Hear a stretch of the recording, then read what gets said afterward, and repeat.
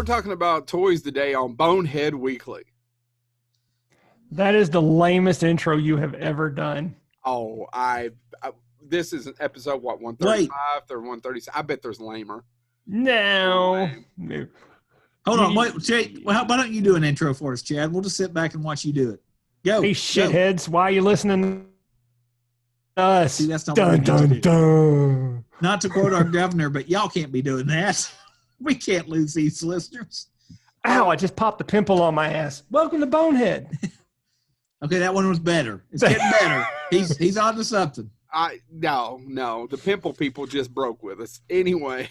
Oh, but maybe we can get a sponsorship. So Oxy. We got that off Chad's. Do they still sell OxyClean? I don't know. They sell OxyClean. I'm not 16 masturbating masturbating in my mouth. Oh, okay, maybe I am. Yeah. You're definitely not 16. No. Nothing about this is 16. I'm going grayer and grayer every day. So, Chad had an idea. What was your idea, Chad? So, to leave the show and find greener pastures. Yeah. Bye, y'all. No, I was waiting Show for your something shoulder the worse whole than time. that, by the way. There was 3 things that went through my head. I was like, I can't say any of these. This goes public. so we are all fans of the Netflix show The Toys That Made Us, which review It's a fantastic show. It Which really is. if you haven't watched it, check it out. It's all about these famous toy lines from the 80s and how they got made and what they've transformed into, and it goes into really detailed Some of them history. are about Transformers. Yeah. Actually, and for those that have watched our recent episodes, because I've actually had a few people contact me about our recent spate, I guess, of Star Trek guests. There's actually one about Star Trek toys. Yeah. So they're keeping that trend going because people responded. And some of those toys are an important part of my life. I had Masters of the Universe, I had Transformers, I had Thundercats, but there were quite a few toys that I had as a child that were not as popular, and a lot of people don't remember today. So that's kind of where I came up with the idea of us talking about our favorite obscure toy lines from the 80s. Shut up, Homer. What the hell? Cameo by Homer Simpson, I guess. Thanks, All right, Chad. so more. And there's another pimple. We're going to be, I have promised to do episodes about, because I really would like to do a 1 or 2 part. We even shot part of James's part for the episode, and we never even did it. And this is when Haley still produced it, about collectors and why people collect. I just find it fascinating. But what we're going to do is pick our 3 obscure ones. Now, gentlemen, I was telling Chad at first, before James got on here, I had a really hard time with this, and I'm glad we were supposed to do this a few days ago, and it got postponed. I was really happy, not because of James's issues that it got postponed, but it just gave me. That's fine. Mock my tragedy. Right. Sometimes my pump needs to be primed, and I could not figure out what I wanted to talk about. I had 1 down, and that was it, and we all wanted 3. Then I started reading some of the obscure posts on the web about obscure toys. And if you guys don't mind, can I read some of the ones that I do not feel are obscure? Yeah, sure. Or forgotten? Sure. Teddy Ruxpin is not forgotten or obscure. And they've actually redone Teddy Ruxpin. My Pet Monster is not obscure or forgotten. No. There are some people. I guess. Well, Alf. hold on, and you Alf got to think. is not. Well, Alf is on somebody's list. Alf is not obscure. And I've got Mask is not obscure. no. No, they're making a movie out of it. I can still sing the theme song. Whether it gets made or not. I know we can see, but there are some people who would find. But no, Well, I agree with you. I agree with you all in terms of this episode and the people who would be listening. No, I would say no. And I was going to say the caveat here is who's making that list. Because if you're a kid that Loretta doesn't. I don't know, but if you're growing up, you grew up in the 90s, and you were asked to name the toys that were popular in the 80s, Mask is going to be obscure. It never got re-aired a lot. It never got maybe Cartoon Express for a little while. One of mine only got 1 episode. It got the pilot. 2 of mine never had a cartoon. Woohoo! Well, one of mine never had a cartoon. Bitches. Who wants to go first? Who wants to go? So we're going to do 80s obscure toys and toy lines with cartoons that people don't talk about or remember. Now, so hold on. We'll figure out who goes first. I'm thinking of a number between 1 and fuck you. I'm going to go with you. 7. Well, somebody's going to take one of mine, so I'm going to let y'all go first just so I can get mad. Okay. I'll go. I'll go first. I'll pull the Band-Aid. So I want to talk about a trend that was popular in the 80s. I'm sure we all had them, holographic stickers, right? They were all the rage in the 80s. We all had them. You could find I had them a slap band, and then they told us not to bring them to school. Cool, yeah. Yeah, you could find them in cereal boxes and in that grocery store vending machine that you always bugged your people as they were checking out groceries.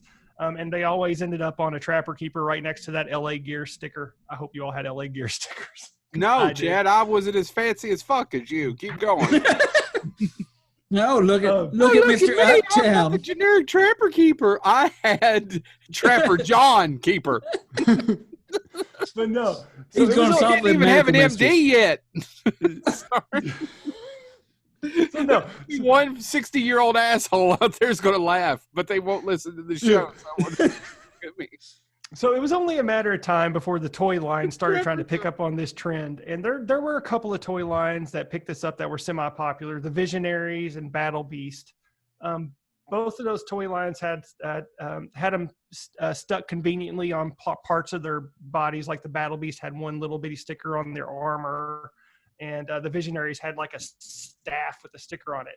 But Tonka, yes, Tonka, the ones that are mostly known for the construction machine, the construction cars and stuff like that, they actually dove into toy lines and came up with the 1987 Supernaturals.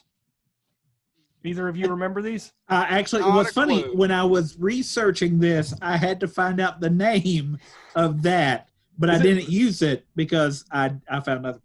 Okay. So yeah, the Supernaturals was a toy line. The figures did not have a face or chest. They were actually hollowed out.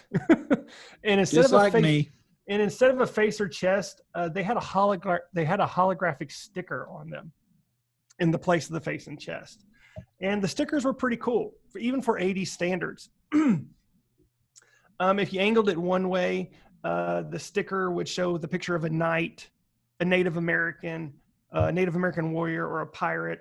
But if you turned it another angle, the sticker would transform into a humanoid lion or an eagle or a skeleton with X-ray eyes.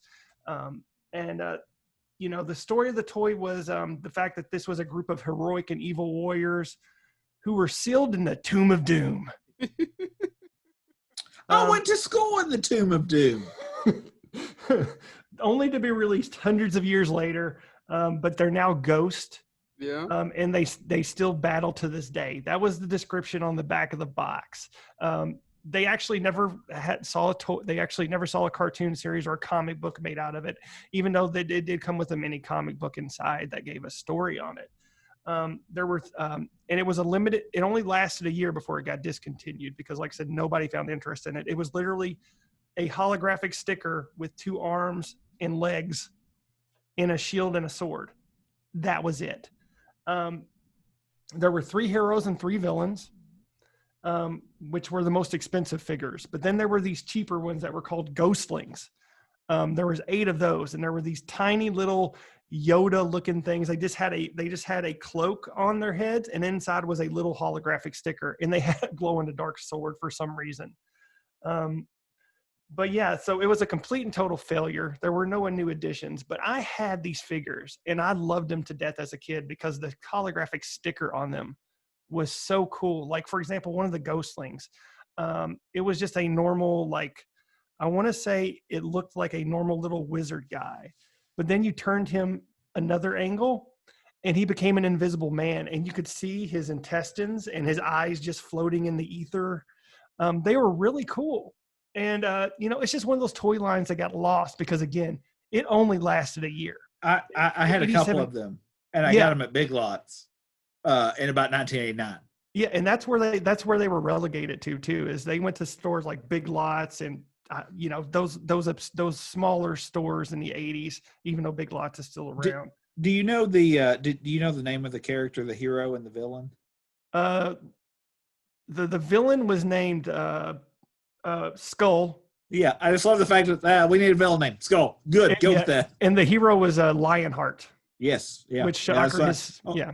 Yeah, when I was looking them up because I was trying to remember what they were called myself, I was like, oh, yeah, okay. And by the way, I didn't have to Skull. research that. That was in this head.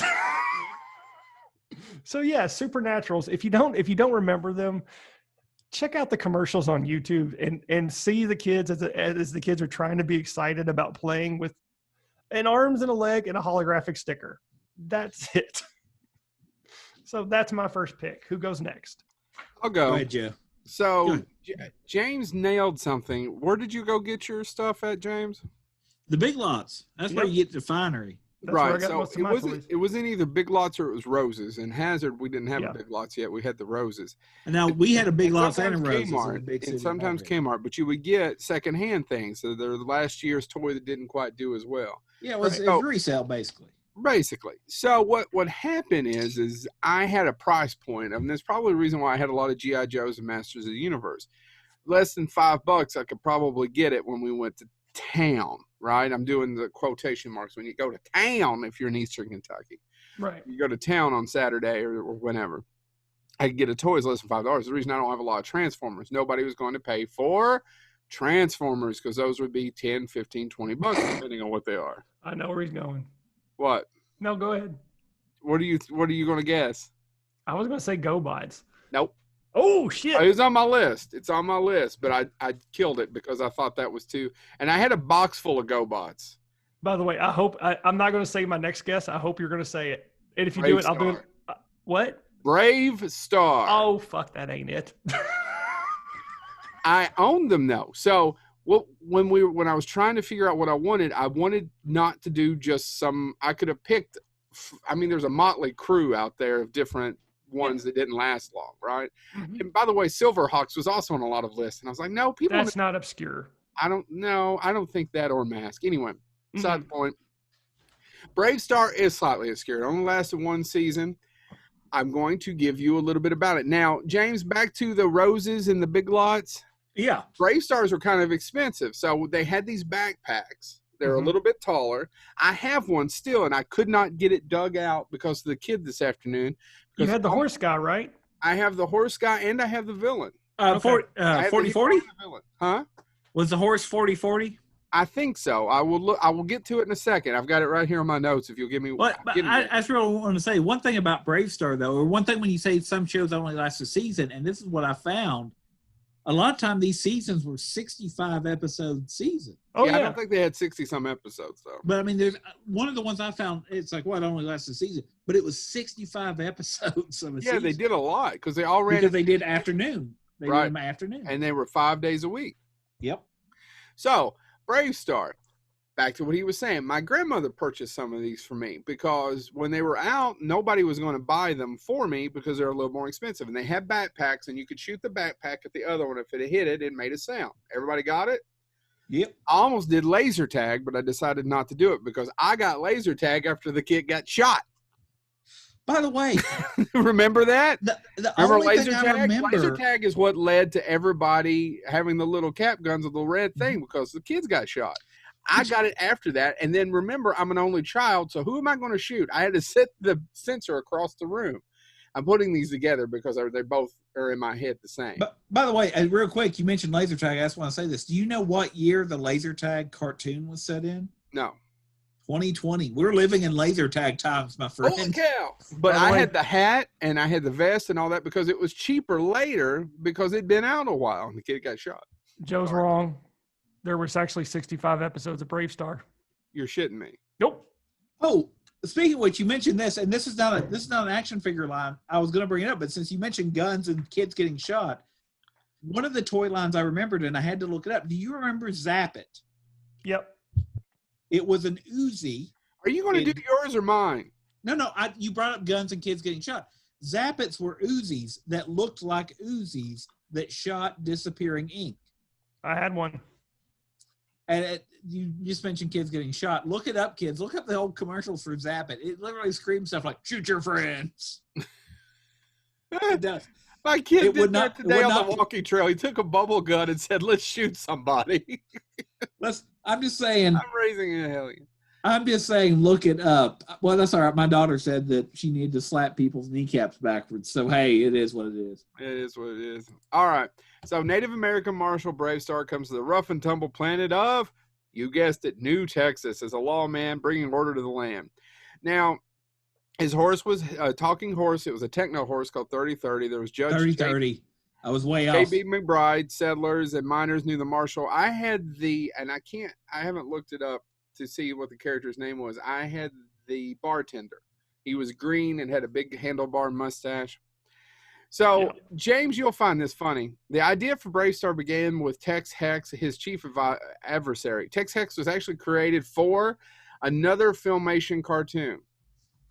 It was created for Ghostbusters, not our Ghostbusters. No, the real Ghostbusters. The other Ghostbusters. And Lou Scheimer found the character fascinating and pulled it from the Ghostbusters cast. And then he asked Arthur Nadel, Vice President of Creative Affairs and Art Director John Gerst, to develop a science fiction Western around the character. So the villain is actually what they started with. Go, Ghostbusters. Right. It was released, that's absolutely it, 86, a year before the TV series premiered. Mattel released an action figure line based on the cartoon series. These figures were large for the time, and like I said, they were nearly 8 inches tall. And each figure had a new, unique action. Right. Hey Joe, real quick, right. What was the other the guy you had with the bartender? Could you describe him again? He was large with green face and a handlebar mustache. Yeah, his name was Handlebar. I haven't got to it. I still have. I just have to find them. And it wasn't obviously as important to me to do it before this for some odd reason. I went to school with Handlebar. You, sir, no Handlebar. They didn't have. He just walked around with the bicycle. Nobody likes me. They were all trying to find curium nuggets, which are not to be confused with chicken nuggets. You eat these, you'll get the melanoma. Well, but now curium nuggets, are those more or less available than unobtainium? Because you know what's a more interesting title for something that's hard to find? What? Curium nuggets. Because unobtainium sounds dumb. That's right, James Cameron. Come at me. Well, what do you do with all your fortunes and success? Still does. A second series of figures were designed, but they never were produced. This would have been Dingo Dan, JB, Long Arm John, which this sounds like a porno. Rampage, Pooper Scoot. No, I'm just making shit up now. The Starhawk vehicle. There's other things that came out with it. I didn't have color forms, which I never really had color forms. I had a Viewmaster. I had a couple. They did Viewmaster reels. I had a Viewmaster that didn't have any pillowcases, sticker albums, water guns, among others, and a comic book series, by the way. Yeah. So that was my one. I like I said, I had them, but I'm with James there was a 5. And by the way, I was raised middle class Eastern Kentucky, which I always say is poor around the rest of, or working poor around the rest of the country. But in southeastern Kentucky, it was. Oh, you were landed gentry, sir. Yeah, that we were. I was just a sharecropper. But there was no way someone was going to pay for that toy unless it was on the secondhand store, or It wasn't secondhand, but it was not reset, but kind of reset. Yeah, you were not going to pay full price for it. So if it was $20, you it's going to be about $10. Here, let me set this in Eastern Kentucky. Walmart and Toys R Us said, "Screw this shit." I'd say you weren't going to order that. You weren't going to order that out of the full price Sears catalog. No, and now, Sears once a year, FYI, once a year, I do look up 83, 84, 85 Sears catalog wish book because I go through it going, God, I wish I had that. God, I wish I had that. It's really sad. I did this 3 weeks ago before I went to bed by myself with the light on. I remember as a kid, and of course 90% of the time my parents couldn't get half of the stuff that I wanted, but my parents we'd get it in the mail. My dad usually would say something, when I was a kid, you could order a horse through Sears, which was true. By the way, your parents lied to you. They weren't poor. They just thought you were an asshole. Is he in bed? Get the caviar. But anyway, no. So that's the. I say all that to say, but I do remember. I agree, Joe. I remember going through the wish book, and I look. My kids will never have it. They will never. They don't even have the Toys R Us wish book anymore. That died 3 years ago now. Yeah. Anyway, I would tear out the pages. So next up, let's keep it rolling. You do that with most books. I want to start with one. I want to start with who? Joe, here's something for you to consider. This is how I want to talk about this. So, are you going to tell me about Jesus' time in America? That's actually number 3. When we get to number 3, no. Jesus has stopped. No, dang it. American Greetings. I've done my job, Chad. I fucked him up. American Greetings is a card company, as many of you know. They at one point were bigger than KMART of Hallmark. Well, they at one point were bigger than Hallmark, and the reason they got bigger than Hallmark for a while was they created a character called Hobbie. And Hobbie has actually made this weird comeback every now and then. It was actually, I saw him in the store again. And Hobbie, for those that don't know, I know Chad knows all about this. I actually do, but go ahead. Before there was Polly Pocket, there was Hobbie. And Hobbie, you bought her. Polly Pocket also sounds like she should be in a porn film. I just want to say it out loud. What's Holly's hobby? No, anyway. It's in her pocket. That's not her pocket. And I learned something doing research for this. American Greetings actually also created Ziggy. Tom, Walton, Watson, whatever, whoever created Ziggy, he worked for American Greetings. He created them for American Greetings, and people liked it so much he developed the comic strip. So American Greetings is where Ziggy started. Strawberry Shortcake, Care Bears, all of these came through American Greetings. There's other ones I'm not going to mention. So American Greetings started Am Toys, which made all these toys for all these different things. And they said, what can we do? Well, this is great. We've got girls pinned down, and we've got old ladies pinned down. They love Ziggy. Could you please reword that? Hold on. Let me go. What we need to pin down. I do too, but they usually go, oh, my God, I can't breathe. What we need to do is get a male audience for these toys. And if you think about it, if you look at what they already had, how can you take something like Hobbie or Ziggy and make that something that would appeal to boys? And the answer was obvious in front of them. What did they roll out? And that became a cartoon, it became a video game, and it was huge for about 6 months. Don't know. Mad Balls. Yeah. Oh. Mad Balls. The characters for Mad Balls. So Mad Balls were balls. There's one that was. So you're holding down girls with Mad Balls. Hold on. It's going to get worse, Joe, because let me get to what the slogan was in the 80s, because nobody paid attention. And you can already chuckle when I'm going to say this. I love Mad Balls.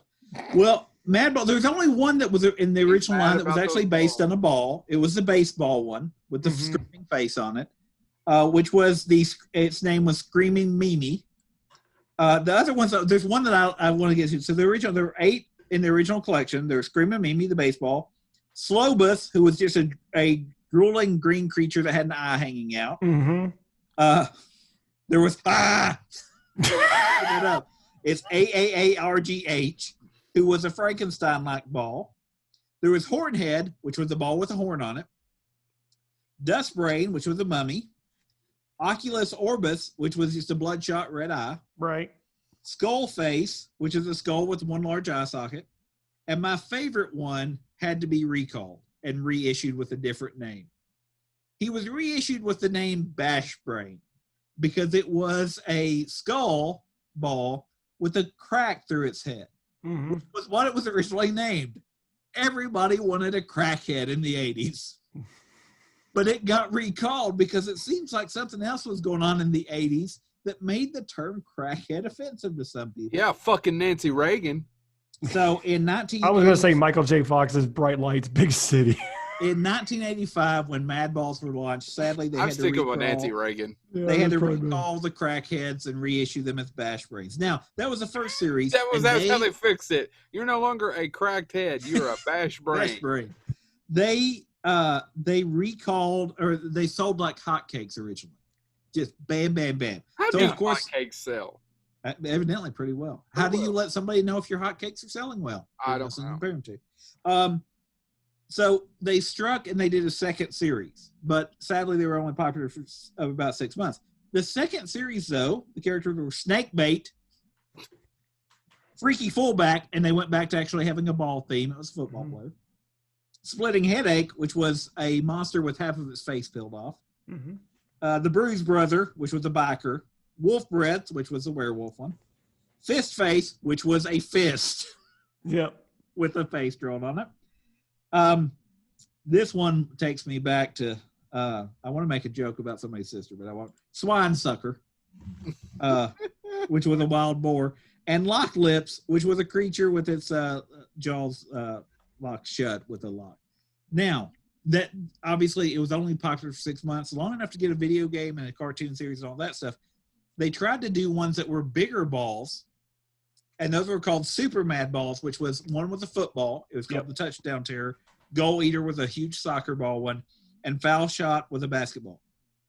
They tried again to make them actually action figures. And they were actually, the ball was on the head, and you'd squeeze the body and the head would pop off. Now, I wanted to bring that up because I don't remember, I never got one of the name brand ones. I'm sure.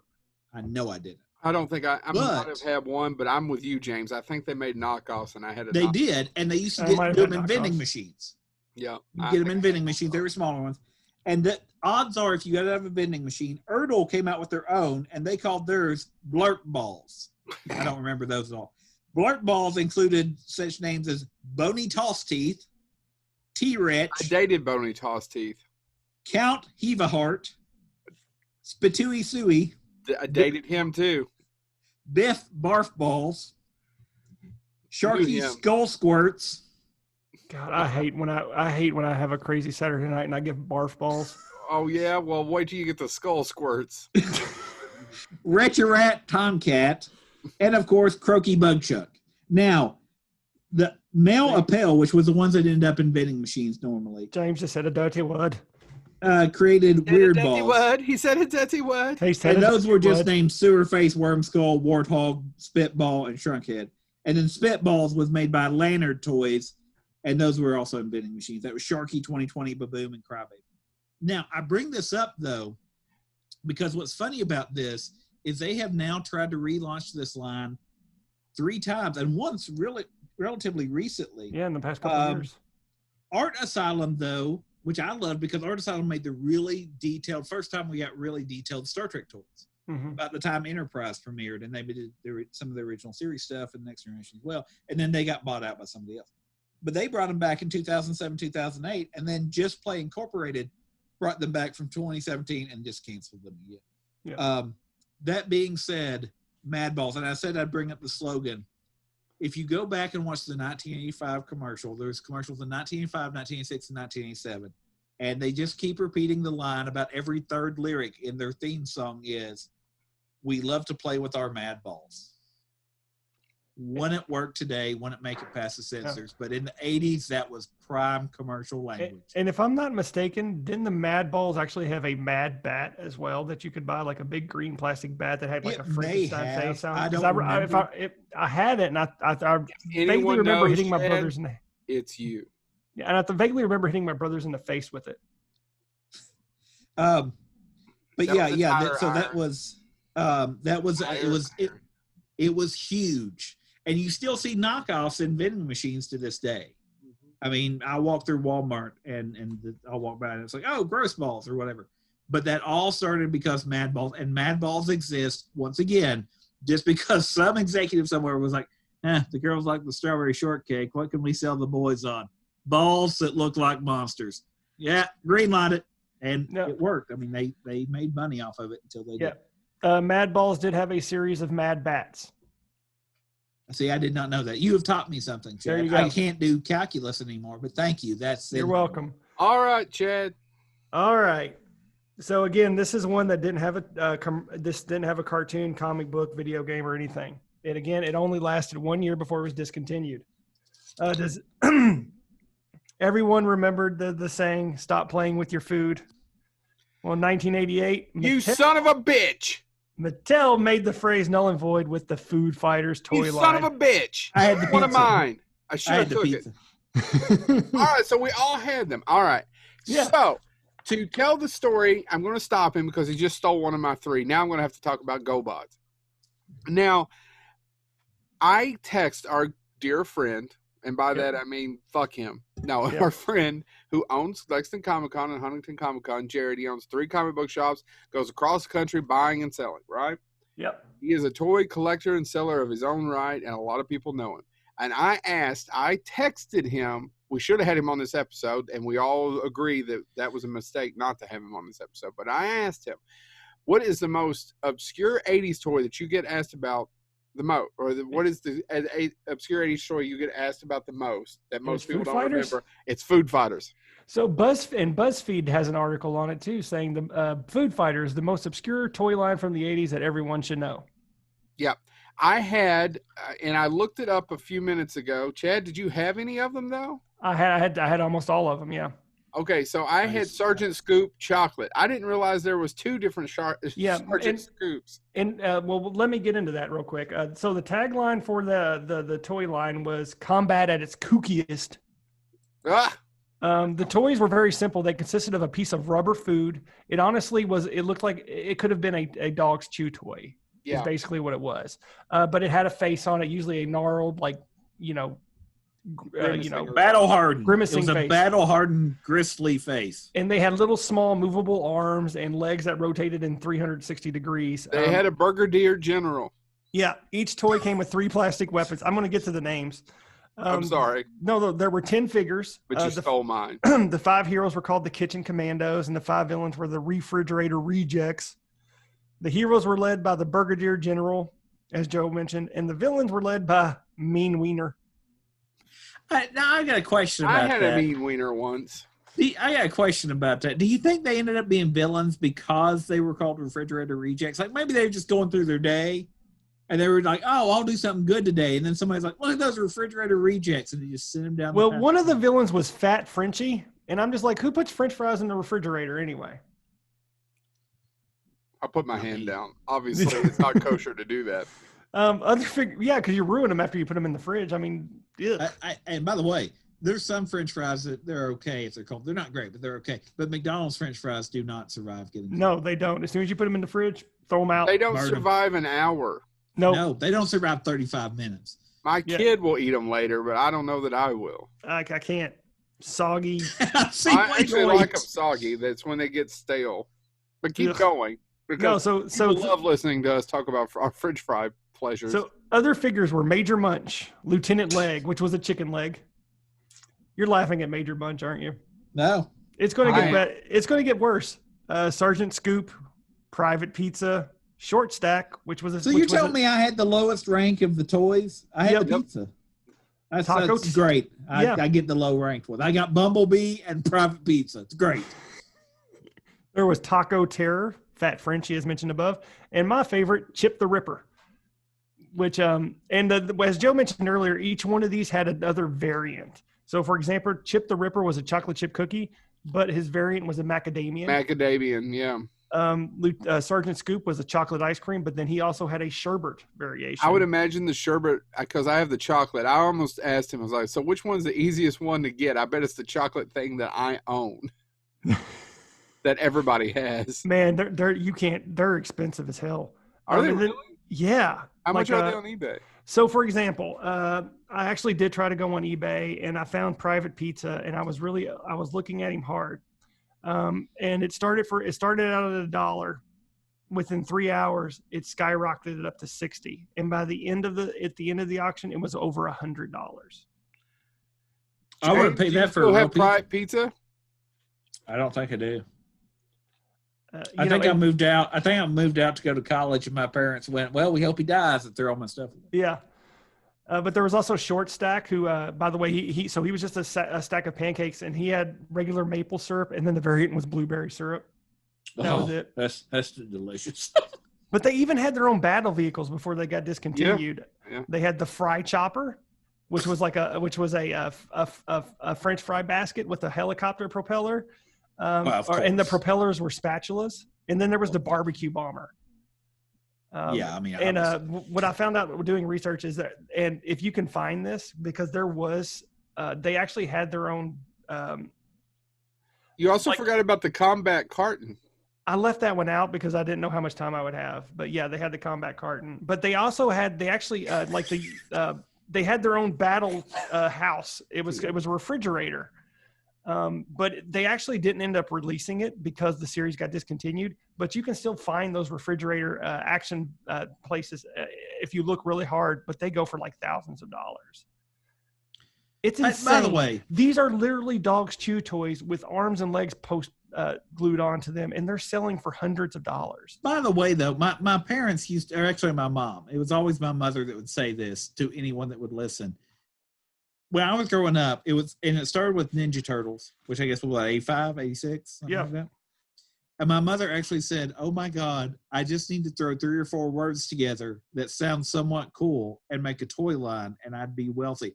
And I hear food fighters, I hear of that, and I read some of these, and I'm like, my mother was brilliant and never got the connection she needed. She would have came up with so much stupid stuff that I would have bought if I had money. And I would have if my mother would have had those connections.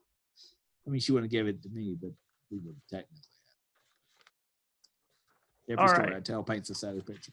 Sorry, Joe, I stole your food fighters. Honestly, I didn't think anybody would have food fighters. I thought about it, but I literally didn't touch it because I was like, one of those people is going to bring up food fighters. I knew one of you would bring up food fighters. I got so excited too. I was like, oh my God, I even got the one that Jared said. Blah, blah, blah, blah, blah. So do you actually have it at your house right now? I think it's over there. I have my grandfather's trunk. We'll need to look at it so I can steal it. No, I think it may be there. It may not be. I know I have it. I just don't know where exactly it is. I can tell you where I got it. I got it at the Rite Aid in Hyden, and I'm pretty sure it was bought that's where I got mine at. It used to be Revco. Yeah, well, that's what they said is that the Food Fighters toy line was relegated to those smaller stores where it was just kind of like they had like a little bitty toy section. Yeah, that's exactly what it was. And it never went to that big level. Which is why I got discontinued by the beginning of 1987. Revco was what became Rite Aid where I lived. Rite Aid bought out the Revco brand, which was just a small pharmacy. So yeah, that's where I got mine. There's something new every day. Okay. My next. I was wrong about saying that this only had the pilot, although I had the pilot. I did not have the toys for this, but somehow or another, one of these Roses purchases that something was bought for me or given to me, I had the pilot episode on VHS and used to watch it all the time. And I don't know why, because I don't know that I necessarily liked it. But does anybody remember, they only made 16 episodes, Dino Riders? Oh, yeah. I remember Dino Riders. Dino Riders. Did anybody have the toy? I did. I vaguely remember the advertisements for the toys. I do not remember anything else. Those toys were really cool. Were they? But they rode dinos. Yeah. They rode dinos. It came out in 88. Tyco, and I had a lot of Tyco at the time also made knockoff Legos. And I normally wouldn't get Legos. They would buy me Tycos. Does anybody remember them? And they'd come in a big bucket with said Tyco. Oh, look at you with your bucket of tacos. I was lucky to get Lincoln Logs. No? Am I the only one? I probably. And by that, I built Abraham Lincoln's cabin. I vaguely remember him. There was only 14 episodes. The series focused on the battle between the heroic Valorians and the evil Rulon alliance on prehistoric Earth. The Valorians were a superhuman race, while the Rulons comprised several breeds of humanoids. Ants, crocodile, snakes, and sharks were the most common. Both races came from the future but were transported back in time to the age of the dinosaurs. Once on Earth, the Valorians befriended dinosaurs while the Rulons brainwashed them. Hold on, real quick. But basically, this is for 5 people. Basically, you're telling me it's a reverse of Leonard Nimoy's and Isaac Asimov's Premortals. Thank you, 5 people. Enjoyed the show. So, you know what's really cool about all this is that look at him laying back in his chair. He's proud of that joke. Listen. I thought you were talking about me for a second. I was like, I didn't make a joke, and I realized you find a way to build in a Premortals conversation. I'd like to see you do better. I did air quotes, but my arms are crossed angrily. I didn't want to take the time. Hey, really quick, can you believe that Frank Welker hold on. Frank Welker? Peter Cullen and Rob Paulson did voices on this show? Really? Not shocker, isn't it? Yeah. Peter Welker is probably the biggest shocker. Peter Welker, that was the son that Peter Cullen and Frank Welker had. Never mind. I just realized who you said, and I was thinking of RoboCop. I don't know why. Continue. Yeah, I don't either. But Stephen Dorff was actually a voice of Lad. And we know Joe loves his Stephen Dorff. I love Stephen Dorff. I could give you all the names of all these, but do you really want to hit them? Like the Rulons were Emperor Krulos, voiced by Frank Welker. I just remember I had the Triceratops. So the evil leader was called what?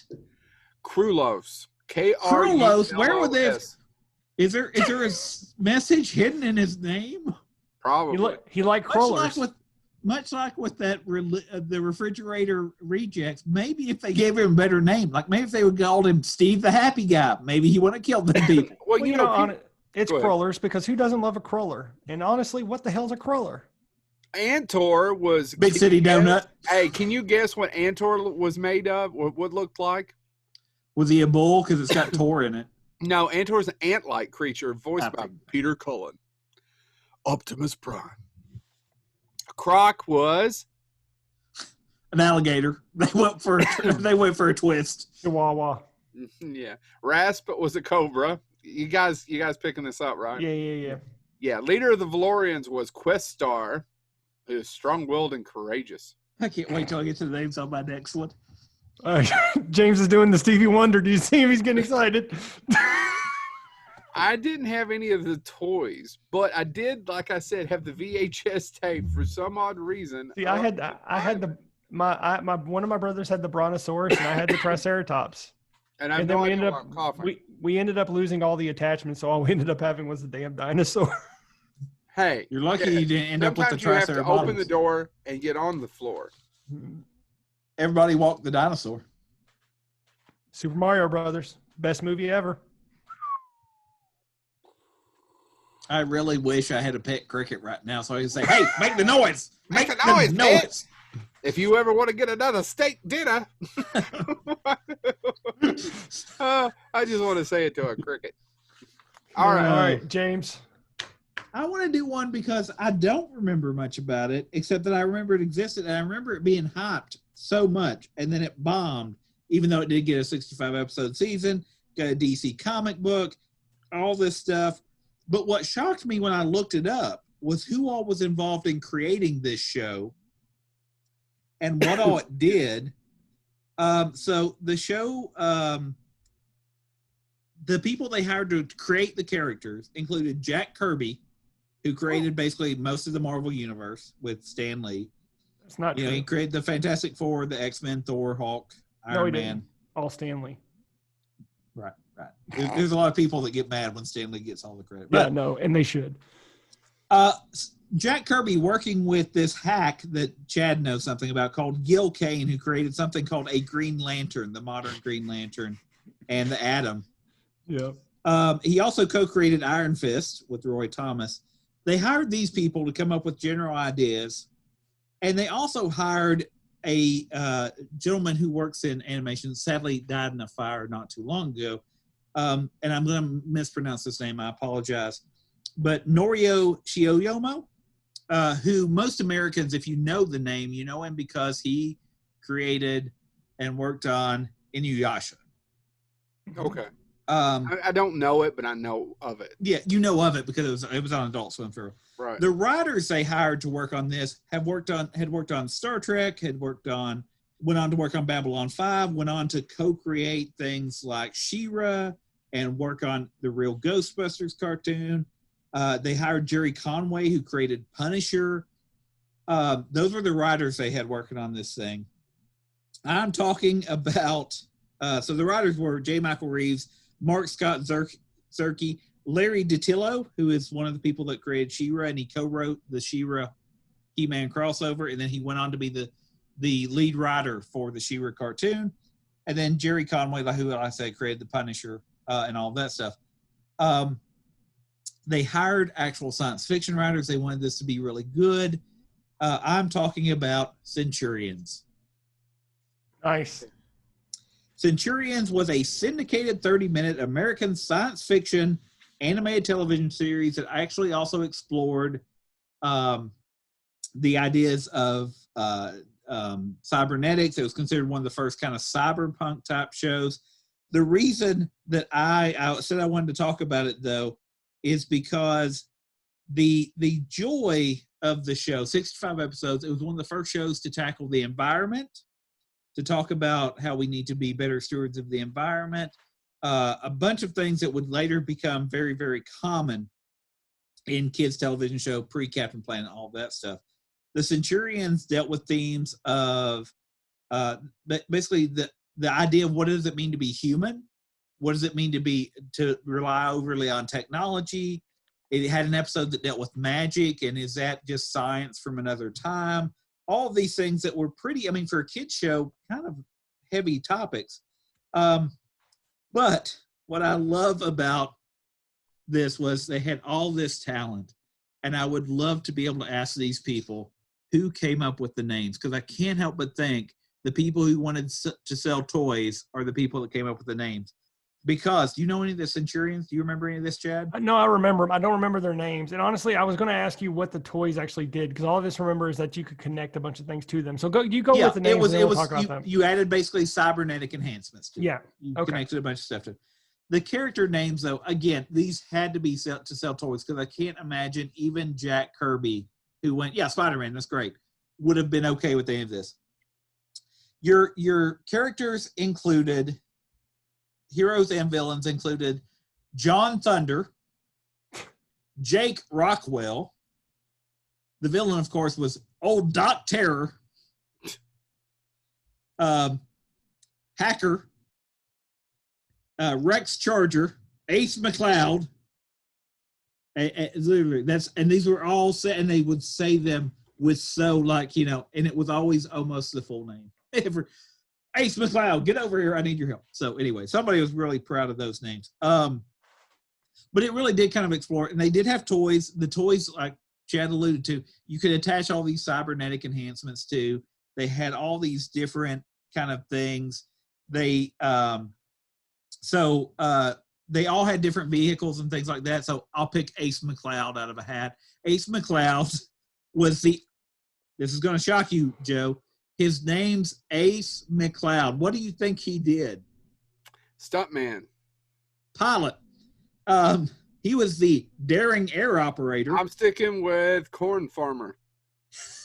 He wore a blue exosuit, so he had his blue technological suit. And this will shock you as well.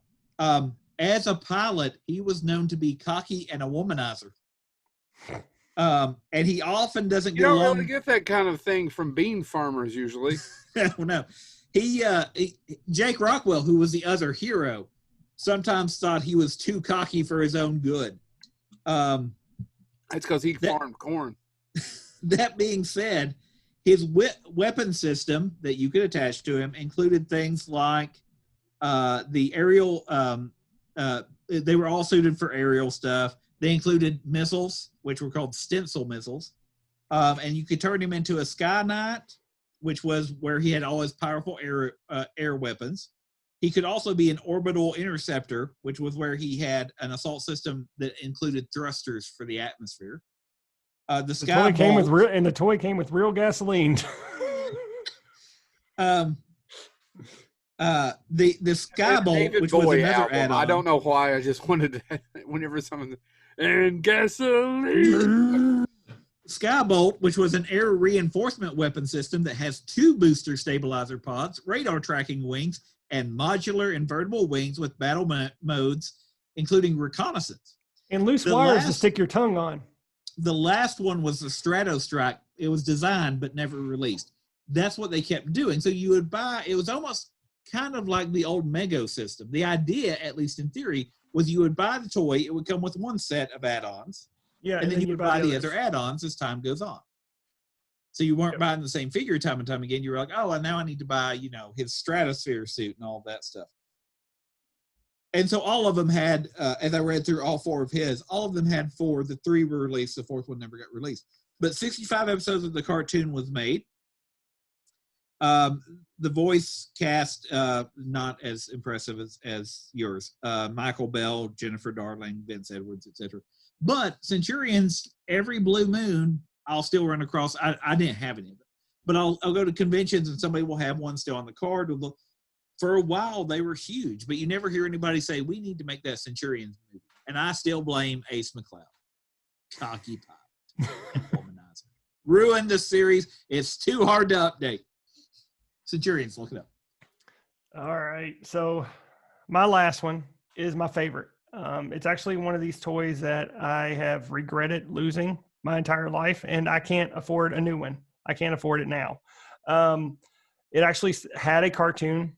It had a Marvel comic book. and then they released a toy line. And it's not only one of the cooler toy lines from the 80s, it was also the biggest. I'm talking about 1986. Mattel released the Inhumanoids. I don't know if y'all are familiar with the Inhumanoids. I mean, I didn't have them, and I barely remember them. I'm more familiar with it because of later and the cult status. Yeah, and the Inhumanoids were. Well, I'll get to that. What I found out, and when I did the research about this, the DVD, it was actually released on DVD. Sadly, before I could find it, it got discontinued. So the DVD is expensive as shit too now to actually own it. But it actually was a 90s cartoon. Did it really come out in the 80s? It came out in 1986. 86? Yeah, it actually was part of this series of mini cartoons, 7-minute cartoons that ran on Sundays. It was called like Super Sunday. It was a Super Sunday cartoon block. It consisted of this, a couple other, the cartoon for Bigfoot, the monster truck, and Jim and the Holograms. And the most successful cartoon out of that was actually Jim and the Holograms that got moved to a motion pic, an actual 65 episode season. It eventually got put into. I had that Bigfoot truck. Yeah, I did too. It got put into 5 half-hour episodes that was told one continuous movie. And if you watch this cartoon today, it was dark as hell for the 80s. So I highly recommend checking that out. But we're going to talk about the toys. So the story behind the series consisted of a group of elite scientists called Earth Corps, who were called upon to battle 3 giant monsters that have been released from the center of the Earth. Together, they team up with a group of elemental warriors called I'm going to butcher this because I can't remember how this pronounces it, but the Mute Rose, to save the Earth from destruction. Each of the heroes had a specific action feature with removable helmets, and they had what was called a glow in the light feature, which basically meant they had like a clear plastic shell, and if you shine light on it, the light would shine through the plastic piece, making it look like it was glowing. The Mutros actually had some cool figures too. There was a rock creature who could fold into a rock shape, and it had green glowing eyes. And then there was the Redwoods, which was a tree stump creature, but if you pushed a button on the back, it actually expanded to a much taller figure. And then there was one called the Magnacore. He was a pretty cool guy who could split into 2 figures. One figure would be molten rock, and the other figure would be this molten lava figure. But the highlight of the series were the Inhumanoids themselves. These figures were 14 inches tall, and they were massive, big, massive, heavy figures. And there was only 3 of them. There was Metlar, the leader, who was a massive demon with a glowing orange horn that stuck out of its head and a silver chest. But then there was Tendril. Tendril was a really cool one. He was actually Cthulhu inspired. Uh-huh. He was this green sea monster who had these tentacles coming out of his face, and his hands were these big floppy rubber tentacles. But my favorite was actually Decompose. And he's the one that I've actually tried to get a hold of because I loved him so much as a kid, but he goes for too much money. But Decompose, too much money? $500. It's too much money, Chad. Yeah. Won't do it. I found my dream Knight Rider car kit, and it was $130, and I went, no. Yeah. That $500 is too much money. Yeah. But Decompose, he had a skull for a head, and he had this little bitty weird ponytail that stuck out the back. But what was real cool about him was he had an exposed rib cage that you could pry open, and you could put the Earth Core figures inside of it as they were trapped inside. Because in the cartoon, he would put people into his rib cage, and they would turn into these mindless, dripping green slime dripping zombies. It was really cool. But also inside the rib cage was this plastic guts that you could actually stick your hand in, would go through the figure. It was an amazing toy. Those were some of my favorites. One of the more fonder memories. Like I had my Transformers, I had my Masters of the Universe. Those were important to me. Those are my favorites. But when I got to pick up the big Metlar or Decompose, it was just the coolest thing ever. So that's my final pick, is the Inhumanoids. If you haven't seen it, you can actually see the cartoons and the commercials on YouTube. I have checked those out, and the cartoon actually still holds up, believe it or not. Okay. Actually, that's probably not a bad. Right now, if you're stuck at home, you can watch I think you can watch almost all the G.I. Joe G.I. Joe cartoons. They release them on YouTube. Oh, really? I was going to say, you mentioned that, and I pulled it up. I remember you mentioned decompose. One of the scenes that I remember, and I didn't remember it as being in the Inhumanoids, but is this scene where somebody picks up somebody and puts them in their chest. And so I remember that is burned into my head because as a kid, especially as one that didn't love horror movies, you said that was 85? 86. 86. I would have been about 6 years old. I remember that scaring the living hell out of me. I didn't want to go inside the monster's chest. It didn't seem like I should be in there. I remember 6 or 7 year old me just grabbing the inside of that chest and just poking it, going, "Oh, this is so cool." But oddly enough, that's what he did to Mrs. Jennings on their wedding night. No, it's why she loves me. Yeah. Kept poking her chest, going, "This is so cool. You get to play with these all the time." By the way, you mentioned that. I just want to, since I brought it up, and I'm looking at the toys and stuff. And it did have a comic book from Star Comics, right? Which used to be a Marvel. Oh, I thought it was Marvel. So it's Star Comics?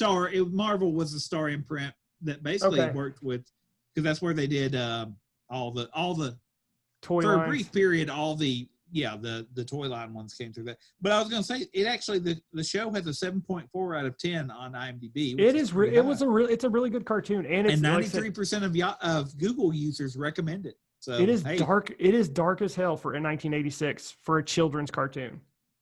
Yep. So Joe, what's your last pick? Buddy, you took my last pick. I could talk about the Gobots for a few minutes. I had a couple of Gobots, but I think most people remember Gobots. I have made a joke that.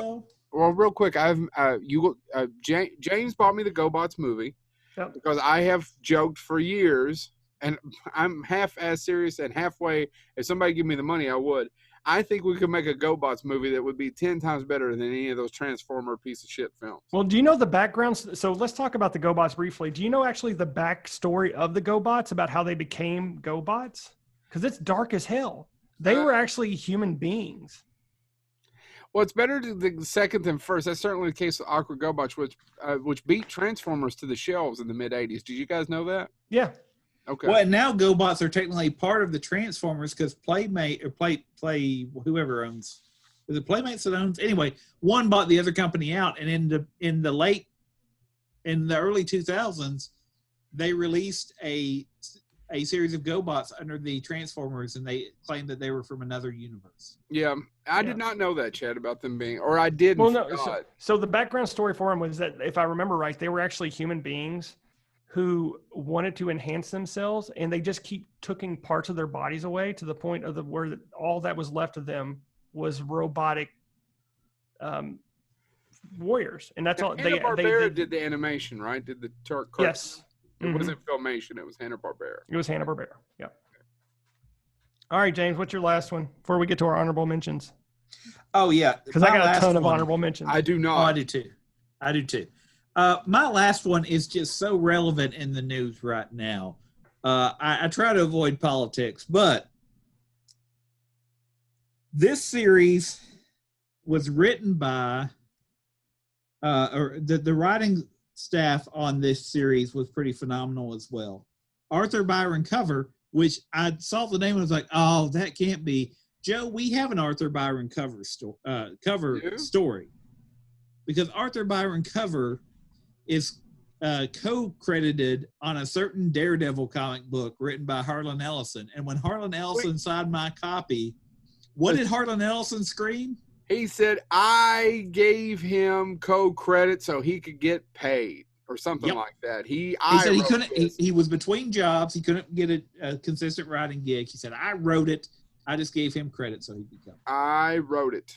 He did not write it. I wrote it. So anyway, as soon as I saw the name, lead writer Arthur Byron cover, I was like, oh, Arthur Byron cover, Marv Wolfman. Oh, okay. Steve Perry, Michael Reeves, who also wrote for the Centurions.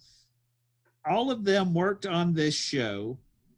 And this show is, and if anybody remembers these toys, I will be shocked. It was 1987's Starcom, the U.S. Space Force. I vaguely remember Starcom. So here's a story on how this came about. Starcom they wanted to do something about space because kids were still interested in space in the 80s. It was kind of an awkward time, though, because 1987, unfortunately, followed something that happened in 1986. But they wanted to keep kids excited about space, and they wanted to also cash in on the fact that motorized toys, remote control cars, stuff like that, they were big. So they went to...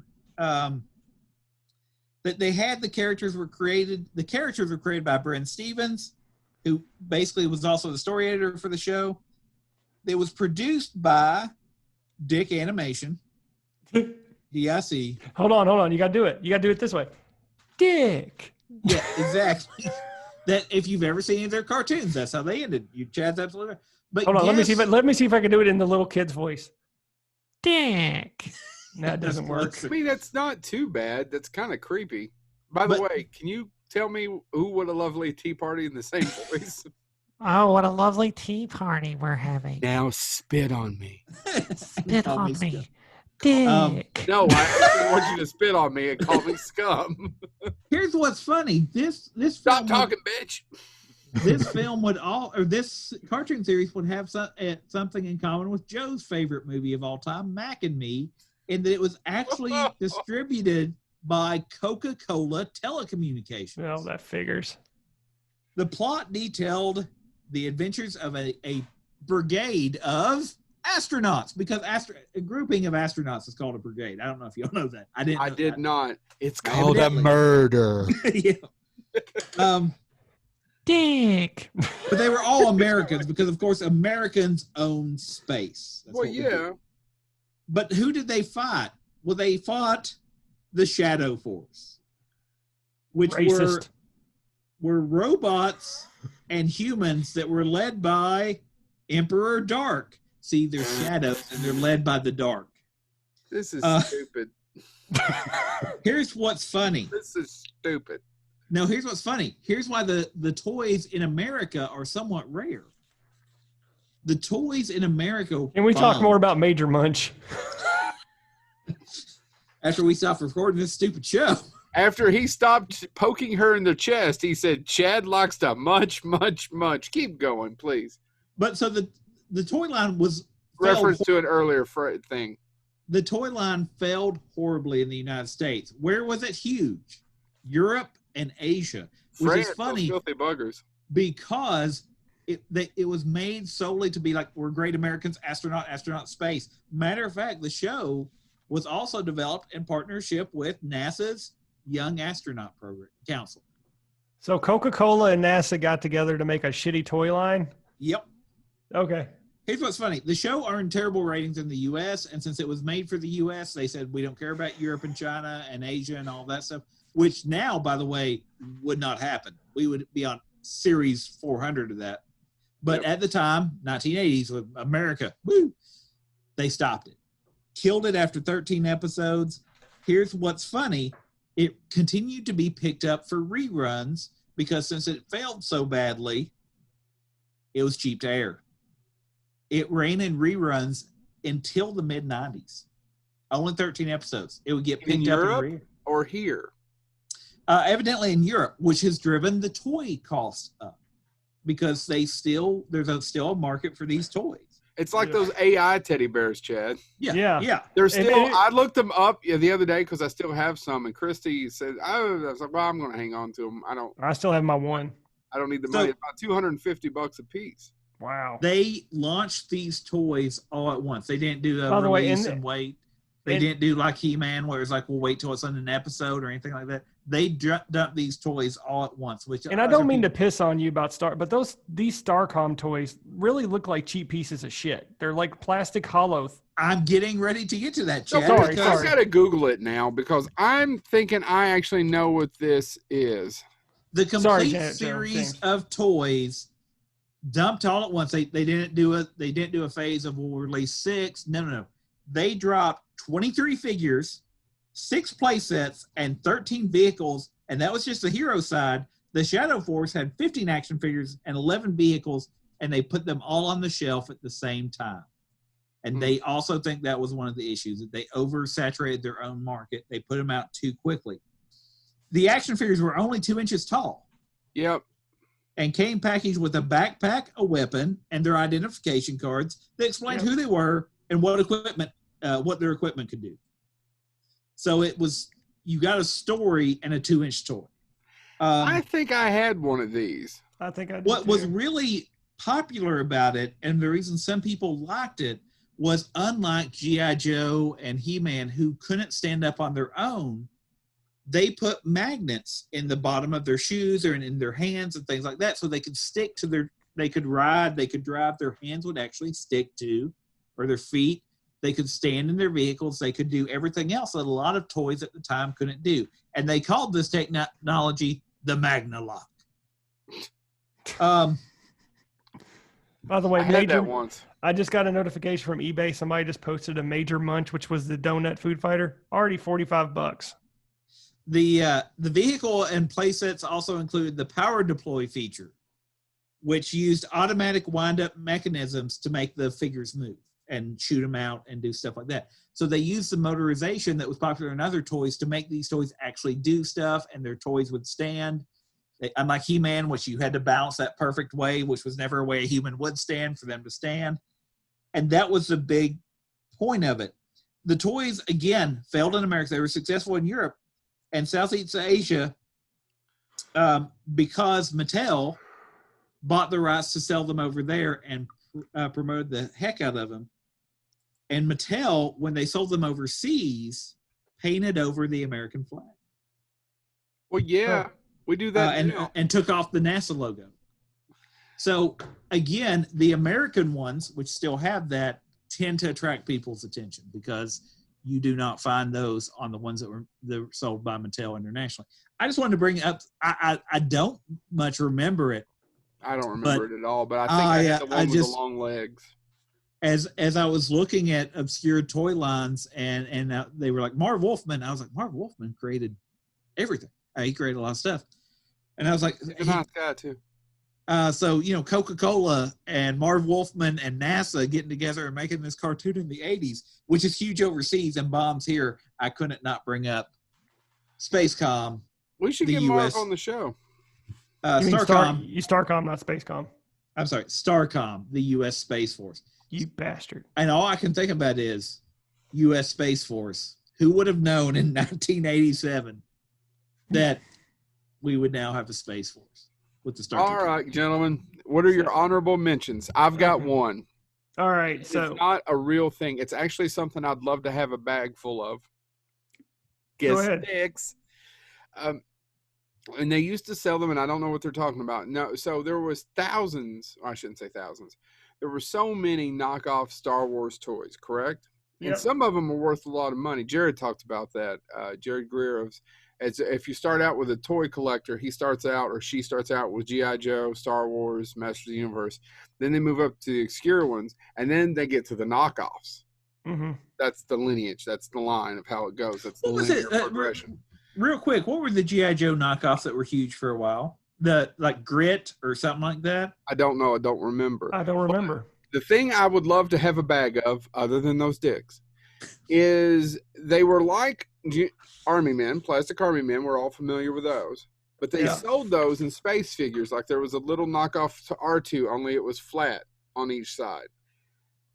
I don't remember the names of them. They came in a bag. I had a couple of bags of dicks and these over the years, and I would probably pay you, I think about them often, $40 or $50 for a vintage bag of these.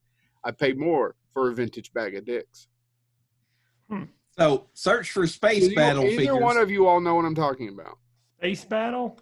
No, I made that up. What is it called? I don't remember these. I don't know the name of it. I don't remember. I can remember getting them in TG&Y. That's how old this would be. No, I have no idea. James knows what I'm talking about.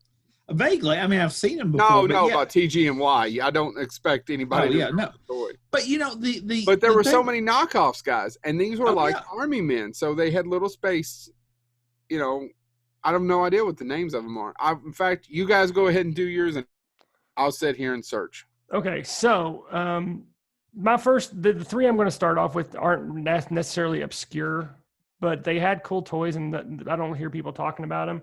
The first one's going to be, and they're off movies, The Beetlejuice toy line, which I absolutely loved. A friend of mine who's on this call actually got me a couple of those that I still hold dear.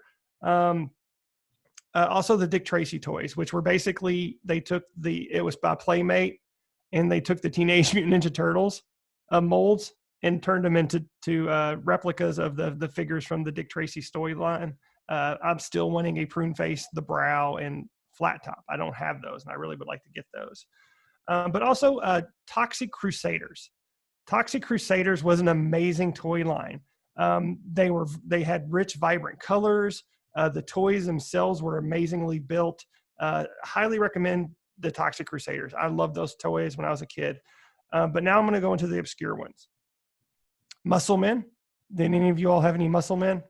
Oh, I remember you're talking about the little bitty pale skin colored figures, but not lately. I had a whole collection of them, and they came in. You didn't know what you were getting. You opened up in a trash can or a bag, and that's what they would have. I find that true with real Musclemen as well. There was also the Gross Out Gang. These were sold exclusively at Big Lots. They had like 6 characters, and they were just simply plastic figures with big heads. They had one guy, one was like a nerdy guy who had like huge puffy cheeks, but blueberry all over his face because he ate nothing but blueberry pies. They had one that was covered in pimples, and then there was one that had a huge nose that was so large that it actually came with its own individual crutch to hold it up. Then there's we joke, the two guys here joke about me liking Cops fighting crime in a future time, but the Cops and Crooks toy line that was built off that cartoon is an amazing toy line. Each figure had its own weapon, and that weapon would actually, you could put caps inside the weapon and it would explode. I love the Cops and Crooks toy line. I actually own Buttons McBoom Boom. But then there's also, shut up. There's also I want to see him fight Major Munch so bad. Boom, McBoom Boom fights Munch. He had machine guns that pops out of his chest, man. Come on. There's Barnyard Commandos. Did anybody remember Barnyard Commandos? I do vaguely remember Barnyard Commandos. They were basically generic. I mean, a lot of these came out because Teenage Mutant Ninja Turtles made money. Yeah, and it was literally a pig or a sheep with a huge rocket pack strapped to their backs or some kind of machine gun, and that was what they were. And then I'm going to end my honorable mentions with Joe mentioned Gobots. Joe, did you know there was a spinoff of Gobots? No. Are you going to take one of my honorable mentions? Let's find out. The Rock Lords. Oh, never mind. No, you're right, though. I do remember because they were rocks, right? And they were literal rocks that transformed, and they would transform into warriors. But literally, their transformation would be: you fold their legs up over their face, you tuck their arms in, and you have a rock. I vaguely remember having one of those, and I think somebody gave it to me. And even at like 8 or 7, 6, 7, 8 or 9, I was like, "The heck?" Yeah, somebody gave me these, and I'm like, even as a kid, I'm like, these are pieces of shit. Literally, all you do is fold it up, and you have a brown rock or a gray rock, and that's all it was. So yeah, Gobots had a spinoff called the Rock Lords, and it was literally just a transforming rock. James, go. One I want to bring up, and you talked about Supernaturals, and it made me think about this one because I love this, and it was I love these toys. Battle Beasts. Yeah, I mentioned it in the intro. Yeah, I had Battle Beasts as well. I love Battle Beasts because you could, in the early ones, it had a sticker on it, and it was heat activated, but you didn't know what you have. And the idea was it was rock, paper, scissors. There was earth and there's fire and water and wood. Or yeah. And in September, and you would have and there were 2-inch figures, and some of them, I mean, it would be like a snake. They came with a sword, but the idea was that you and a friend, or you and the other kids in the playground or whatever, would pick one at random, and you choose that as your warrior, and then you figure out who won. It's rock, paper, scissors. Right? Yeah. Mm-hmm. I love these things, and if I would have had friends at the time or now, I could have played with somebody if they would have had them. But I got mine at Big Lots. Yep. After they died off and they went to their Big Lot shelves in the sky. But I remember I got them. I loved them. And so if you've never seen any of them, I'm sure they're hard to find now with that sticker still intact. As a matter of fact, the last series they did of them, which came out after they kind of died off, was called the Laser Force of Battle Beast. And they stopped using the sticker. You had to hold it up to this light source, and it would show you. Oh, really? Evidently, I just got a message from a Joe Lewis that popped up on my screen. Found it. They were made by Tim Mee. By the way, James, I just want to point out that an unopened box of they came in boxes of 2. Yeah. $100 to $200. Yeah, see, it's not worth it, and I still don't have any friends that will play with me. I had most of these, so yeah, it was. I love these things. Here's one that I kept finding when I did research. Most of these I did off the top of my head, but so many people, when I was searching 80s toy lines to make sure I wasn't missing anything major. Ring Raiders? No idea. Okay. Yeah, I don't know. I think I'm going to buy the second one I just sent you all.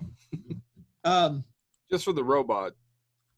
But the one I want to bring up, which I've never heard of, but it came up in my research. I wanted to see if y'all had ever heard of this, because it seems like y'all should. Because this to me sounds like somebody looks at Gobots, and then somebody looks at Transformers, and then they look back at Gobots and go, no, we can do a lamer story. Let me read the summary that I found online. Okay.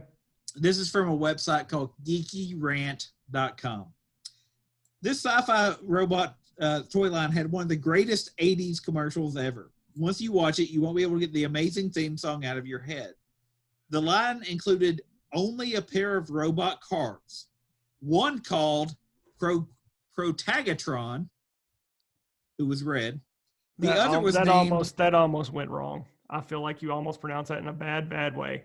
Go ahead. The other was named Antagatron. See, it's a protagonist and an antagonist. The toy boasted it was always changing and rearranging, but they didn't do much. Here is the official opening narration. In all galactic lore, there is no story as tragic and hard-fought as that of the twin princesses of the rival moons of planet Robotron. Each prince was to rule his own moon, with the most successful ruler eventually becoming the new emperor of Robotron. One of the princes chose evil and destruction as his means to power, and set out to destroy the good prince with the aid of Antagatron, a giant mutant robot with the ability to charge up and launch a tracker that changes to attacker. There you go. That's your plot line. That is the epic toy line story that became, can't make this up, Chargertron. Anybody? Chargertron? Anybody? No, you guys are killing me. I have no idea. I don't know. Chargertron. The last half a dozen. Well, I look back at some of this, and I remember 80s toy lines that I love, like Battle Beast. I'm fascinated by them. Yeah, I'm not going to pay $100 for them. Neither am I. But it's cool to hear. But there's some storylines when I think about what my parents saw and made them roll their eyes, and I'm pretty sure Chargertron would have even made my mom go, "Oh no, honey, no." Chargertron. All right, guys, is that all of it? I mean, I can go weird and obscure. I mean, there's tons. Chad said there's tons of 80s lines that were connected to movies and stuff like that often had nothing to do with the movies or sometimes even the cartoon. No, right. Like I said, they based a toy line on Beetlejuice. Beetlejuice did have a great cartoon though, and I will defend that cartoon. Oh no, it did, but the toy line was based on the movie. Oh, I know. Cartoon. I agree. So there you go. All right, guys. Well, if you think we left something off, you'd like for us to talk about it more, or real quick, and watch this and share. And if it's really popular, we'll do another one. And real quick, if you happen to be the hugest defender of Chargertron ever, and you want to fight me, come on the show. Punch Joe, and I'll know you mean business. Yeah, it turns out James is the final boss of the Bonehead game. Nobody's ever got to me, but I'm pretty sure that's because I'm nobody's Glass ever Jaw, whatever his name was. Glass Joe. It is actually Glass Joe. Glass Joe. I am Glass Joe Jaw. Joe. Because actually, and he has that great line. If you at the end of the first round, will you just beat me so I can retire? Yeah, I'm just the henchman that you can throw a stick at. Yeah. James is the final boss. So, well, thank you all so much for tuning in. We hope you've enjoyed it. I don't. Fuck yourselves. If not, yeah, that's true too. Share this. He is Antagatron. If you're on Twitter, if you follow us on Instagram, Twitter, or Facebook, and you collect some of these toys and you'd like to share them, tag us in them and show us pictures of it. We'd love to, and we may mention you on the show later. Or give them to us. Yeah. I'm trying to do a decent exit out of this, but it's just not working. Give me a supernatural. And what's funny about this is a lot of these toys ended up in graveyards. And what I mean by that, thrown away, like I said, I'm sure my parents, after I left home. Oh, those Timmy toys that I just sent you all, seriously, you looked at them. It's the army men of just space shit. I mean, I'm sure those were just vacuumed up and thrown away. Oh, yeah. Yeah. Well, and it's all and by the way, we here's how we can wrap up the show. We started talking about how we were kind of inspired by the toys that made us, and we want to talk about things that are too obscure for them to cover. There is also, though, one of my favorite parts about the toys that made us is when they show the stuff that literally makes you go, the heck? And if you haven't watched that show, watch it, because the Star Trek one has the best what the heck moment, and that is the space helmet, so Spock, that has a light on top that spins around. Because but you see those. I mean, those have lasted, and you see them at cons quite a bit. It's not a hard to find item. No, and obviously they sold. I mean, somewhat. Yeah. But I've seen them out and about. So yeah, there's tons of stuff out there. So, and I'm sure we did leave some stuff off. So, like Joe said, let us know what we left off, and we'll eventually get back to it. I really do want to hear your feedback. So share the episode, subscribe, and like us. Please, we really need some subscribers here. We've had a ton of great interviews lately, and we're going to have a few more, but hopefully, God willing, the creek don't rise. But our numbers have not really skyrocketed or moved up. Oddly enough, Patrick Lucier is doing great on YouTube for some reason. I mean, I thought it was a great episode, but why YouTube instead of all the others? So share, like, subscribe. Thank you so much. This has been Bonehead Weekly. And if you want us to do a 90s toy episode, let us know. Make this one famous. See you guys. Or infamous.